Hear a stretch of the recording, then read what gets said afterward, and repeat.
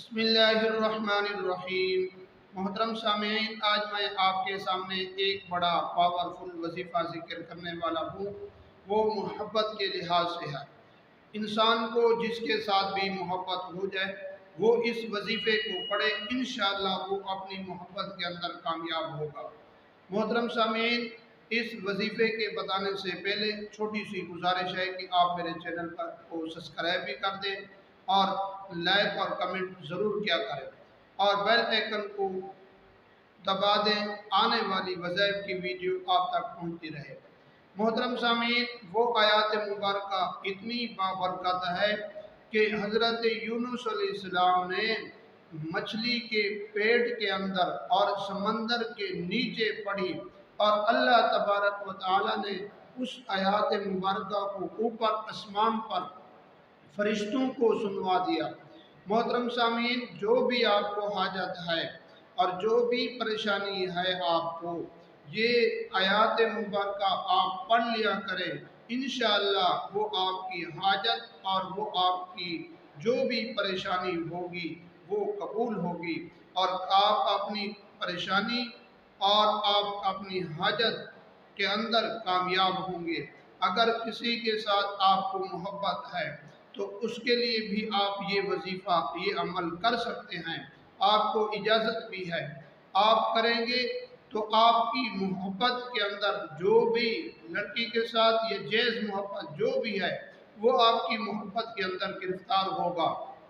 آپ کی جتنی بھی کی ہوئی نیکیاں ہیں وہ اس کو یاد کر کر وہ آپ کے پاس آ جائے گا۔ محترم سامعین، وہ آیات مبارکہ کون سی ہے اور وہ بھی بتا دیتا ہوں، اس کے بعد کیا کرنا ہے، عمل کیا ہے وہ بھی آپ کو بتا دیتا ہوں۔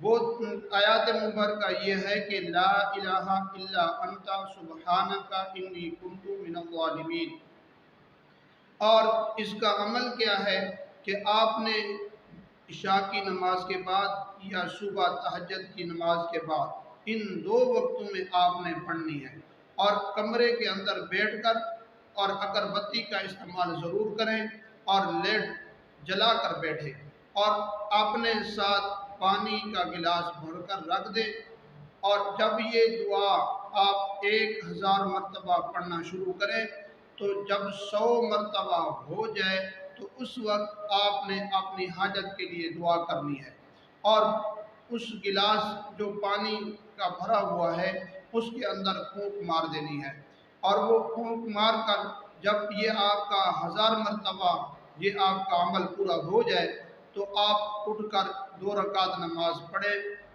نماز پڑھنے کے بعد دعا مانگے اور اس کے بعد وہ پانی اپنے پاس رکھ دیں۔ جس کے ساتھ آپ کو محبت ہے وہ پانی آپ اس کو پلا دیں، انشاءاللہ وہ آپ کی محبت کے اندر گرفتار ہوگا اور آپ اپنی اس عمل کے اندر کامیاب ہوں گے۔